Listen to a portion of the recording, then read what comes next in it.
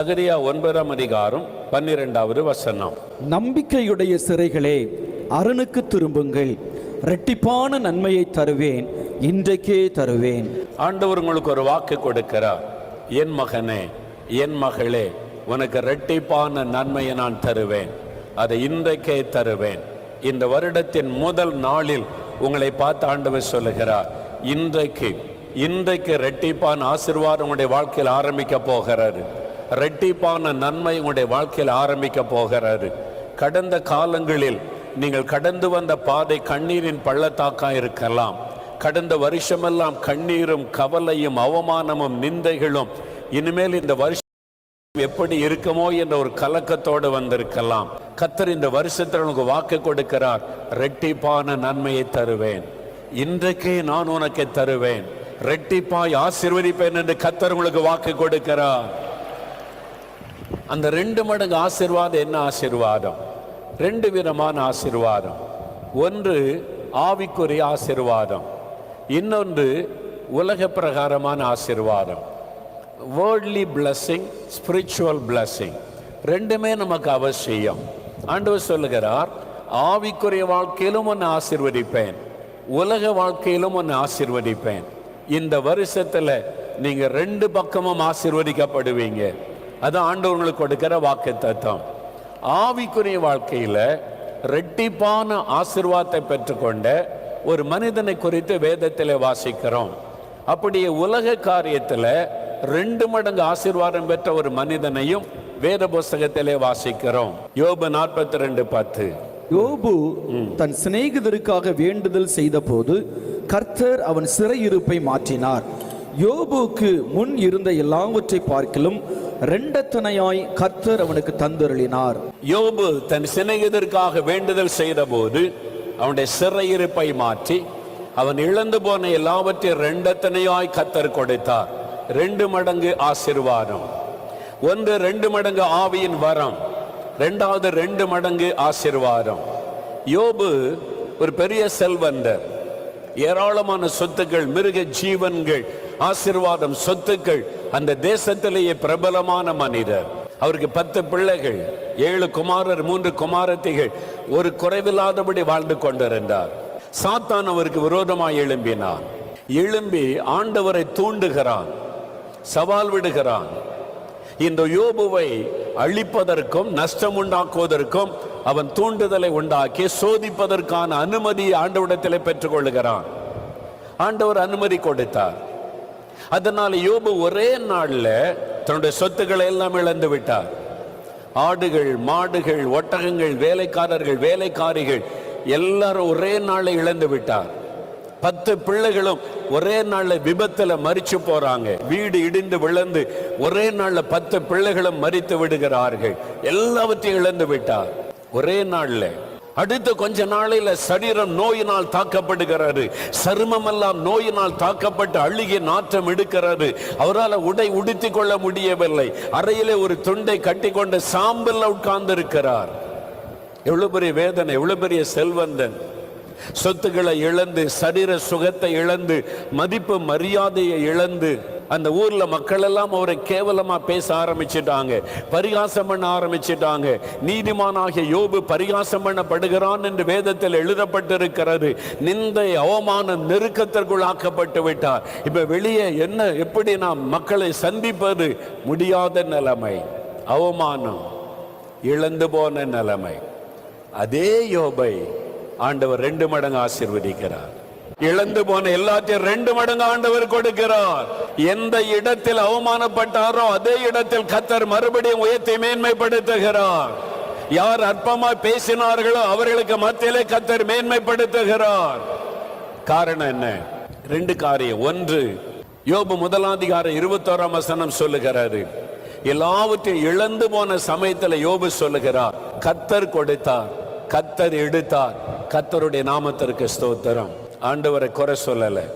எல்லாம் நல்லா நடக்கும் போது கர்த்தருக்கு ஸ்தோத்திரம் சொல்றது ரொம்ப சுலபம்.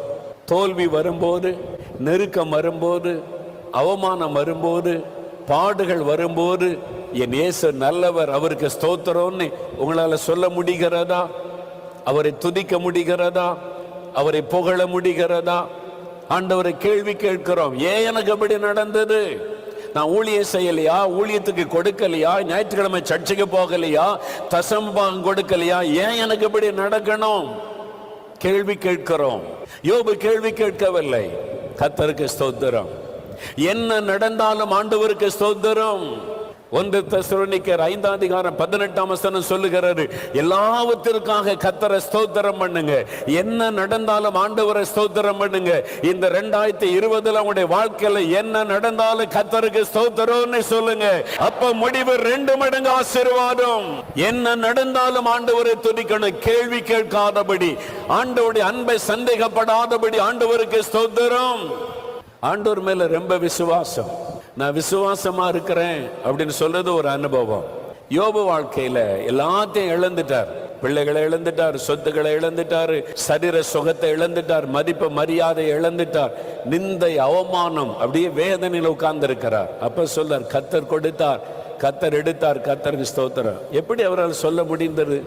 ஏன்னா தன்னுடைய சொத்துக்களை விட, தன் பிள்ளைகளை விட, தன் சரீரத்தை விட ஆண்டவரை அதிகமாய் நேசித்தார். ஆண்டவர் மேல அதிக அன்பு வச்சாதான் உங்களால் அப்படி சொல்ல முடியும். நீங்க உலக காரியத்தை நேசித்தா அதுல பாதிப்பு வரும்போது ஆண்டவரை முறுமுறுக்க ஆரம்பிச்சிருவீங்க. நீங்க பிள்ளைகளை அதிகமா நேசிக்க ஆரம்பிச்சீங்கன்னா, ஒரு பிள்ளைகளுக்கு ஒரு பாதிப்பு வரும்போது ஆண்டவரை கேள்வி கேட்க ஆரம்பிச்சிருவீங்க. உங்களுடைய பிசினஸ் நீங்க அதிகமா நேசிக்க ஆரம்பிச்சீங்கன்னா, அந்த பிசினஸ்ல பாதிப்பு வரும்போது ஆண்டவரை குறை சொல்ல ஆரம்பிச்சிருவீங்க. நீங்க எதன் மேல அதிக அன்பு செலுத்துறீங்களோ அதுக்கு ஒரு பாதிப்பு வரும்போது ஆண்டவரை குறை சொல்ல ஆரம்பிச்சிருவீங்க.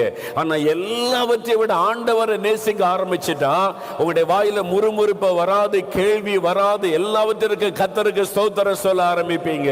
இந்த 2020 வருடம் இந்த உலகத்தில் உள்ள எல்லாவற்றை விட நான் இயேசுவை தான் அதிகமாய் நேசிப்பேன் என்று அர்ப்பணித்துக் கொள்ளுங்க. அநேக வருஷத்துக்கு முன்னால ஊழியத்தின் ஆரம்ப நாட்கள் ஒரு கிராமத்துக்கு ஊழியத்துக்கு போயிருந்தேன். அப்போ ஒரு குடும்பத்தார் என்னை வந்து சந்தித்தார்கள். அவங்க தன்னுடைய அனுபவத்தை சொன்னாங்க. அந்த ஊர்ல எல்லாம் கிறிஸ்தவர் அல்லாதவர்கள். ஒரு கிறிஸ்தவ கூட இல்லாத போது இவங்களுக்கு யாரோ இயேசுவை பற்றி சொல்லி இயேசுவை ஏற்றுக்கொண்டாங்க.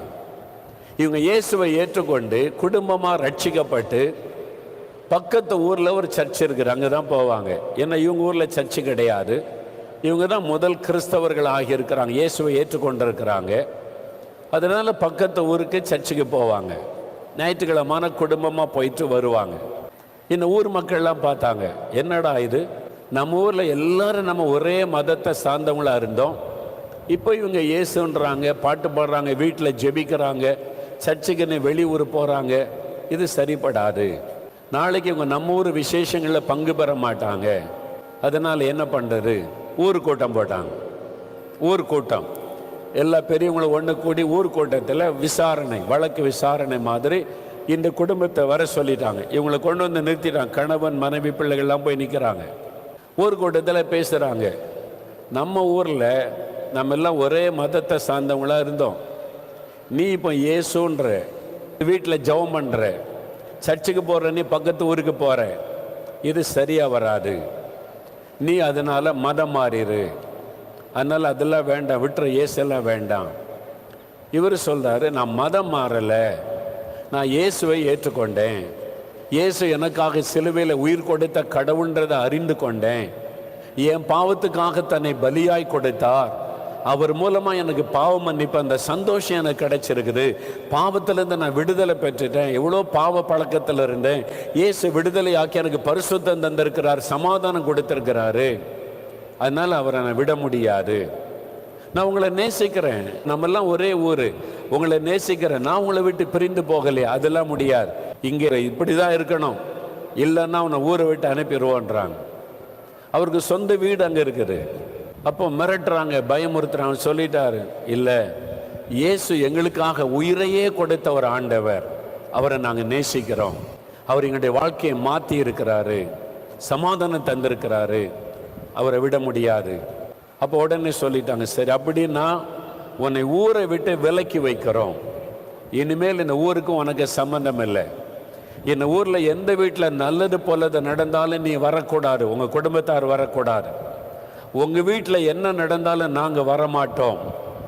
இந்த ஊர்ல இருக்கிற கடையில உனக்கு பொருள் கிடைக்காது, இங்க உள்ள கடையில நீ பொருள் வாங்க முடியாது, இந்த ஊர் கிணத்துல நீ தண்ணி எடுக்க முடியாது, ஊர் கட்டுப்பாடு, ஊரை விட்டு உன்னை விலைக்கு வைக்கிறோன்னு சொல்லிட்டாங்க. இவங்க சொன்னாங்க, நாங்கள் இயேசுவை ஏற்றுக்கொண்டதுனால இதுதான் எங்களுக்கு கிடைச்சா இயேசுவுக்கு ஸ்தோத்திரம், அதற்கும் இயேசுவுக்கு ஸ்தோத்திரம் அப்படின்னு சொல்லிட்டு வந்துட்டாங்க. அந்த ஊரில் யாரும் இவங்ககிட்ட பேச மாட்டாங்க. கடையில் சின்ன பிள்ளைகளை அனுப்பினா கூட பொருள் கொடுக்க மாட்டாங்க. அந்த ஊர் கிணத்துல தண்ணி எடுக்க முடியாது, பக்கத்து ஊரில் போய் தண்ணி எடுத்துட்டு வருவாங்க. எல்லாராலும் ஒதுக்கப்பட்டு தனியாக இருந்த போதிலும் தினம் மாலையில் அவங்க வீட்டில் கூடி சந்தோஷமாக பாட்டு பாடி ஆண்டவரை துதிச்சு பாடுவாங்க. ஊரே ஒதுக்கிட்டாங்க, எல்லாரும் ஒதுக்குனாங்க, நம்ம என்ன பண்ணுறதுன்னு அழுது கொண்டு இருக்கல. அதுக்கு கர்த்தருக்கு ஸ்தோத்திரம்.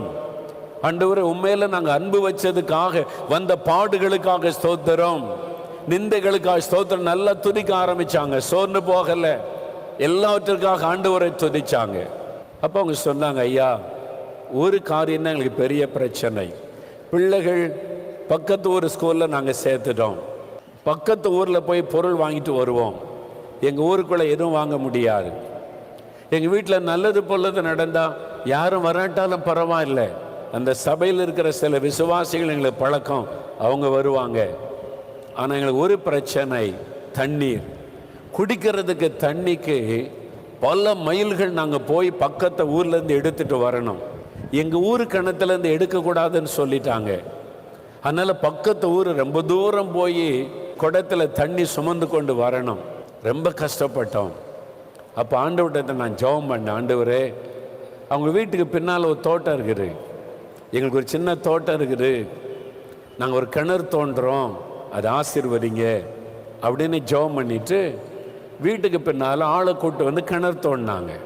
இதில் தண்ணி இருக்கணும் ஆண்டவரே, தண்ணி இல்லைன்னா கஷ்டம்னு ஸ்தோத்திரம் பண்ணி ஜோபிச்சு தோண்டுனா சில அடிகள் தோண்டின உடனே தண்ணீர் பீறிட்டு வந்தது. அந்த கிணத்தோட்டம் சொன்னாங்க, ஒரு நீரூற்று இருக்குது இந்த இடத்துல, தண்ணீர் பீறிட்டு அடித்தது. நல்ல அழகான ஒரு கிணறு கட்டினாங்க. தண்ணீர் மேலே வரைக்கும் எப்போவுமே குறையாமல் இருக்கும், தண்ணீர் செழிப்பு. ஏன்னா அதில் ஒரு நீரூற்றை கர்த்தர் வைத்திருந்தார். இப்போ தண்ணீர் பிரச்சனை இல்லை. யாரும் எங்கிட்ட பேச மாட்டாங்க, முகத்தை திருப்பிட்டு போயிடுவாங்க. நாங்கள் ஆண்டவரை துதித்து கொண்டே இருந்தோம், வருத்தப்படலை. அவங்க எங்கள் சகோதரர்கள், எங்கள் சகோதரிங்க, எங்கள் ஊருக்காரங்க, அவங்க என் மேலே ஒரு வருத்தத்தில் இருக்கிறாங்க. நான் இயேசுவை ஏற்றுக்கொண்டதுனால அவங்க அறியாமையில் இருக்கிறாங்க, பரவாயில்ல. அவங்களும் எங்கள் சகோதர சகோதரி தான். நாங்கள் ஜெபம் பண்ணுவோம், நாங்கள் வீட்டுக்குள்ளே மகிழ்ச்சியாக இருப்போம். எங்கள் வீட்டுக்குள்ளே ஆண்டவரை முறுமுறுக்கலை, குறை சொல்லலை, துதித்து கொண்டே இருந்தோம். அந்த வருஷம் மழை பெய்யலை, பஞ்சம். மழை பெய்யாததுனால ஊருக்கே தண்ணி கொடுத்த கிணறு வற்றி போய்விட்டது, வறண்டு போய்விட்டது, தண்ணி இல்லை. ஆனால் இவங்க வீட்டு கிணத்துல மாத்திர நல்ல நீர் ஊற்ற தண்ணி வந்து கொண்டு இருக்கிறது. அவங்க சொன்னாங்க, ஐயா ஆண்டவர் என்ன செய்தார் தெரியுமா? என்னையா நடந்ததுன்னு கேட்டேன். ஊருக்குள்ள எல்லாம் பேச ஆரம்பிச்சிட்டாங்க, நம்ம ஊர் கிணத்துல தண்ணி இல்லை, அவன் வீட்டு கிணத்துல மட்டும் தண்ணி இருக்குது, அவன் கும்பிடுற சாமி அவனுக்கு தண்ணி கொடுத்துட்டு நமக்கு தான் தண்ணி இல்லை, என்ன பண்றது? பக்கத்து ஊர்ல போய் ஊரே இப்போ பக்கத்து ஊருக்கு போக ஆரம்பிச்சிட்டாங்க தண்ணிக்கு. அந்த ஊர் மக்கள்லாம் சேர்ந்து பேசினாங்க, நம்ம அவன்கிட்ட தண்ணி கேட்கலாம். ஒரு நாள் சில மனிதர்களை அனுப்பினாங்க. அவங்க சொன்னாங்க, உங்களை ஊரை விட்டு விலக்கிட்டோம், அதனால் உங்கள் கிணத்துல தான் தண்ணி இருக்குது, நம்ம ஊரில் தண்ணி இல்லாமல் எவ்வளோ பேர் கஷ்டப்படுகிறோம், உங்கள் கிணத்துல செழிப்பான தண்ணி இருக்குது, எங்களுக்கு கொஞ்சம் தண்ணி கொடுப்பீங்களா? உடனே இவர் சொன்னார், என் கிணறு நம்ம ஊருக்கு ஆண்டவர் கொடுத்த ஆசீர்வாதம், யார் வேணாலும் வந்து தண்ணி எடுக்கலாம், இது ஆண்டவர் கொடுத்த ஆசீர்வாதம், இது இயேசு கொடுத்த ஆசீர்வாதம், யாருக்கும் தடை கிடையாது, யார் வேணாலும் வந்து எடுங்க. ஊரே தண்ணி எடுக்கிறாங்க, தண்ணி குறைந்து போகவில்லை. அவர் வந்து சொன்னார், என்ன பார்த்து, ஐயா எந்த ஊர்ல நான் அவமானப்பட்டு நெருக்கப்பட்டு அவமானப்படுத்தி அனுப்பினாங்களோ அதே ஊர்ல கர்த்தர் என்னை தலை நிமிர்ந்து நடக்க பண்ணினார். எந்த ஊர் என்னை புறக்கணித்ததோ அதே ஊர் மக்களுக்கு என்னை ஆசீர்வாதமாய் ஆண்டவர் மாற்றினார். யோபுவை எந்த ஊர் புறக்கணித்து கேவலமாய் பரிகாசமாய் பேசினதோ அதே ஊரிலே கர்த்தர் மறுபடியும் ஆசீர்வதித்து உயர்த்தினார். எந்த மக்கள் மத்தியிலே அவமானம் நிந்தைகள் மத்தியிலே நீங்கள் இருக்கிறீர்களோ அதே இடத்தில் கர்த்தர் உங்களை உயர்த்த போகிறார். இந்த 2020 கர்த்தர் உங்களை 2 மடங்கு ஆசீர்வதிக்க போகிறார். வெட்கத்திற்கு பதிலாக 2 ஆசீர்வாதம் வரப்போகிறது. அவமானத்துக்கு நடுவில் பரிகாசத்துக்கு நடுவில் இருக்கிறீங்களா? கர்த்தர் உங்களை இரட்டிப்பாய் ஆசீர்வதிக்க போகிறார். ஆண்டவரை துதிங்க, என்ன நடந்தாலும் துதிங்க. கடைசியாக யோபு தன் சிநேகிதருக்காக வேண்டுதல் செய்த போது கர்த்தர் அவனுடைய சிறையிருப்பை மாற்றி 2 மடங்கு ஆசீர்வதித்தார். முதலாவது யோபு இழப்பில கர்த்தரை ஸ்தோத்திரம் பண்ணினார். இரண்டாவது அந்த பாதிப்புக்கு நடுவில் இருக்கும் போதும் தன்னுடைய சிநேகிதருடைய பாவம் மன்னிக்கப்படும்படி ஜெபம் பண்ணுகிறார். திறப்பில் நின்று மன்றாடுகிறார். ஆண்டவரே மன்னிச்சிருங்க, என் நண்பர்கள் தவறுதலா பேசிட்டாங்க, உங்களை துக்கப்படுத்திட்டாங்க, நான் மன்னிப்பு கேட்கிறேன், மன்னிங்கன்னு சொல்லி ஜெபம் பண்ணினார். கர்த்தர் யோபின் சிறையிருப்பை மாற்றி விட்டார். 2 மடங்கு ஆசீர்வாதத்தை கொடுத்தார். உங்களுக்காகவே ஜெபிச்சுக்கிட்டு இருக்கீங்களா? சுயநலமாகவே ஜெபம் பண்ணிக்கிட்டு இருக்கீங்களா? என்ன ஆசீர்வதிங்க, என் பிள்ளைகளை ஆசீர்வதிங்க, என் வியாபாரத்தை ஆசீர்வதிங்க, எனக்கு வேலை கொடுங்க, என் மகளை ஆசீர்வதிங்க, என் மகன் ஆசீர்வதிங்க, என் ஊழியத்தை ஆசீர்வதிங்க, என் சபை ஆசீர்வதிங்க, சுயநலமாகவே ஜெபிக்கிறீங்களா? இந்த 2020 வருடம் கிறிஸ்தவர்கள் சுயநலத்தை விட்டு வெளியே வரணும். தேசத்தை நோக்கி பாருங்க, பாதிக்கப்பட்ட மக்களை நோக்கி பாருங்க, மற்றவர்களுக்காக ஜெபம் பண்ணுங்கள், மற்றவர்களுக்காக ஆண்டவரிடத்திலே பரிந்து பேசுங்கள், மற்றவர்களுக்காக ஆண்டவரிடத்திலே திறப்பில் நின்று கதறி ஜெபம் பண்ணுங்கள். உங்க நோய் மாறிடும், உங்களுடைய கேன்சர் மறைஞ்சிரும், ஆஸ்துமா வியாதி வெளியேறிவிடும், உங்களுடைய சரீரத்தில் இருக்கிற மரண கட்டுகள் மாறிவிடும். யோபுடைய நோய் மாறுகிறது, அந்த நோயின் கட்டுகள் மாறுகிறது. எப்பொழுது? அவன் மற்றவர்களுக்காக ஜெபித்த போது. நீங்க மற்றவங்களுக்காக ஜெபிங்க. 1 தீமோத்தேயு 2ஆம் அதிகாரம் முதல் 2 வசனத்தில் வேதம் சொல்லுகிறது, பிரதானமாய் நான் சொல்லுகிறேன், எல்லா மனிதருக்காக ஜெபம் பண்ணுங்க, சுயநலமாய் ஜெபம் பண்ணி கொண்டிருக்காதுங்க. தமிழ்நாட்டில் இருக்கிற 8 கோடி மக்களுக்காக ஜெபம் பண்ணுங்கள். இந்தியாவில் இருக்கிற 138 கோடி மக்களுக்காக ஜெபம் பண்ணுங்கள். இன்னும் பாவத்துக்குள்ள சாபத்துக்குள்ள அடிமைப்பட்டு நிம்மதி இல்லாம கட்டுகளுக்குள்ளே கலங்கி கொண்டிருக்கிற மக்களுக்காக ஆண்டவரே என் ஜனத்தை மன்னியும், என் ஜனத்தை ஆசீர்வதியும் என்று ஜெபம் பண்ணுங்க. உங்க கூட வேலை பார்க்கிறவங்க, உங்க கூட படிக்கிறவங்க, உங்க பக்கத்து கடையில வியாபாரம் பண்றவங்க பாதிக்கப்பட்டு இருக்கிறாங்களே, அவங்களுக்காக ஜெபம் பண்ணுங்க. சுயநலமாய் உங்களுக்காக மட்டும் ஜெபிக்காதீர்கள், மற்றவங்களுக்காக ஜெபிங்க. யோபு தன் சிநேகிதருக்காக ஜெபித்த உடனே கர்த்தர் யோபின் சிறையிருப்பை மாற்ற, வியாதி மறைந்தது, சர்ம வியாதி போய்விட்டது, யோபு நல்ல ஆரோக்கியமாய் எழும்பி விட்டார். இழந்து போன எல்லா பொருளும் திரும்ப வந்து விட்டது. 10 பிள்ளைகளை கர்த்தர் திரும்ப கொடுத்தார். ஆடு மாடு சொத்துக்கள் எல்லாம் திரும்ப வந்தது. ஜனங்கள் எல்லாம் மறுபடியும் அவரை மதிக்க ஆரம்பிச்சிட்டாங்க. ஐயோ, யோபுன்னா ஒரு மரியாதை உண்டாக ஆரம்பித்து விட்டது. யார் அற்பமா பேசினாங்களோ அவங்க எல்லாம் மரியாதை கொடுக்க ஆரம்பிச்சிட்டாங்க. எந்த இடத்தில் அவமானப்படுத்தப்பட்டீர்களோ அங்கே நீங்கள் மரியாதையோடு வாழும்படி கர்த்தர் உங்களை உயர்த்துவார். எந்த இடத்தில் நிந்திக்கப்பட்டீங்களோ அதே இடத்தில் நீங்கள் மரியாதையோடு வாழும்படி கர்த்தர் உங்களை உயர்த்துவார். 2 மடங்கு ஆசீர்வாதத்தை ஆண்டவர் தரப்போகிறார். உங்களுடைய வேலையில, உங்களுடைய படிப்பில, உங்களுடைய வியாபாரத்தில், உங்களுடைய விவசாயத்தில், உங்களுடைய தொழில் காரியத்தில், நீங்க செய்கிற ஒவ்வொரு காரியத்திலும் 2 மடங்கு ஆசீர்வாதத்தை தேவன் கொடுக்க விரும்புகிறார். இரட்டிப்பாய் ஆசீர்வதிக்கப்படுவீர்கள். பிரியமானவர்களே, இரட்டிப்பான நன்மை தருவேன், இன்றைக்கே தருவேன் என்று வாக்கு கொடுத்த ஆண்டவர் அந்த இரட்டிப்பான நன்மை என்ன என்பதை உங்களுக்கு காண்பித்திருக்கிறார். இல்லை, யோபு இழந்து போன எல்லாவற்றையும் 2 திரும்ப பெற்றுக்கொண்டார். ஆடுகள், மாடுகள், ஒட்டகங்கள், இழந்து போன பிள்ளைகளை திரும்ப பெற்றுக்கொண்டார். சரீர சுகத்தை திரும்ப பெற்றுக்கொண்டார். இழந்து போன சொத்துக்களை திரும்ப பெற்றுக்கொண்டார். 2 மடங்கு ஆசீர்வாதம். உங்கள் வாழ்க்கையிலையும் ஆண்டவர் யோபை ஆசீர்வதித்த மாதிரி 2 மடங்கு ஆசீர்வதிக்க போகிறார். உங்களுடைய வருமானத்தை ஆசீர்வதித்து பெருக பண்ண போகிறார். உங்களுடைய ஞானத்தை பெருக பண்ணுவார். ஞாபக சக்தியை பெருக பண்ணுவார். உடைய சரீர சுகம் ஆரோக்கியத்தை பெருக பண்ணுவார். 2 மடங்கு ஆசீர்வாதம். உடைய வருமானத்தில், குடும்பத்தில், நிலத்தில், பிஸ்னஸில் 2 மடங்கு ஆசீர்வாதம். உடைய ஊழியத்தில் 2 மடங்கு ஆசீர்வாதம். விசுவாசிக்கிறீங்களா? நீங்கள் ஏன்னா இந்த ஆண்டவர் எந்த காரியத்தில் உங்களுக்கு இந்த 2 மடங்கு ஆசீர்வாதம் வேணும், எந்த காரியத்தில் விசுவாசத்தோடு என் கூட சேர்ந்து ஜெபிங்க. அந்த ஆசீர்வாதத்தை நீங்கள் கட்டாயமாக காண்பீங்க. தகப்பனே, உம்முடைய பிள்ளைகளோடு இணைந்து இந்த இரட்டிப்பான ஆசீர்வாதத்துக்காக ஜெபிக்கிறேன். நீர் கொடுத்த வாக்கு தத்தத்திற்காக ஸ்தோத்திரம். நீர் வாக்கு மாறாதவர், சொல் தவறாதவர். இரட்டிப்பான நன்மை தருவேன், இன்றைக்கே தருவேன் என்று வாக்கு கொடுத்த தேவன், அப்படியே இந்த பிள்ளைகளுக்கு இரட்டிப்பான நன்மையை நீர் அருளி யோபை ஆசீர்வதித்த மாதிரி 2 மடங்கு ஆசீர்வாதத்தை அருளி செய்ய வேண்டும் என்று ஜெபிக்கிறப்பா. அவள் எந்தெந்த காரியத்தில் இரட்டிப்பான நன்மை ஆசீர்வாதம் வேண்டும் என்று கேட்கிறார்களோ அதில் எல்லாம் அந்த ஆசீர்வாதம் உண்டாகட்டும். படிப்பில் அந்த ஆசீர்வாதம் வரட்டும், வேலையில் அந்த ஆசீர்வாதம் வரட்டும், குடும்பத்துக்குள்ள அந்த இரட்டிப்பான ஆசீர்வாதம் வரட்டும், பிஸ்னஸில் இரட்டிப்பான ஆசீர்வாதம் வரட்டும், அவங்க செய்கிற ஊழியத்தில் 2 மடங்கு ஆசீர்வாதம் வரட்டும். இயேசு கிறிஸ்துவின் நாமத்தில் இரட்டிப்பான ஆசீர்வாதம் உண்டாகட்டும். 2 மடங்கு நன்மை உண்டாகட்டும். கர்த்தரை ஆசீர்வதித்து மேன்மைப்படுத்தும்படி, ஆசீர்வதித்து பெருக பண்ணி கனப்படுத்துவீராக. இதோள் வேண்டிக் கொள்ளுகிற காரியங்களில் எல்லாம் ஆசீர்வாதம் வரட்டும். சரீரத்திலே காணப்படுகிற பலவீனங்கள், நோய்கள் மாறி நல்ல ஒரு ஆரோக்கியமும் சுகமும் 2 மடங்கு பலனும் அவளுக்கு உண்டாகட்டும். இதோமுடைய தள்ளும்புள்ள கரம் தொடுகிறதற்காய் ஸ்தோத்திரம். இன்று முதல் ஆசீர்வதித்து மகிழ பண்ணுகிறதற்காய் ஸ்தோத்திரம். இன்றைக்கு ஒரு அடையாளத்தை காணட்டும், அற்புதத்தை காணட்டும், வழிகள் திறக்கப்படட்டும், கடன் பிரச்சனைகள் நீங்கட்டும், வறுமைகள் நீங்கட்டும், ஒரு செழிப்பான ஆசீர்வாதமான வாழ்க்கை உண்டாகட்டும். கர்த்தர் ஆசீர்வதித்ததற்காய் ஸ்தோத்திரம், ஸ்தோத்திரம், ஸ்தோத்திரம்.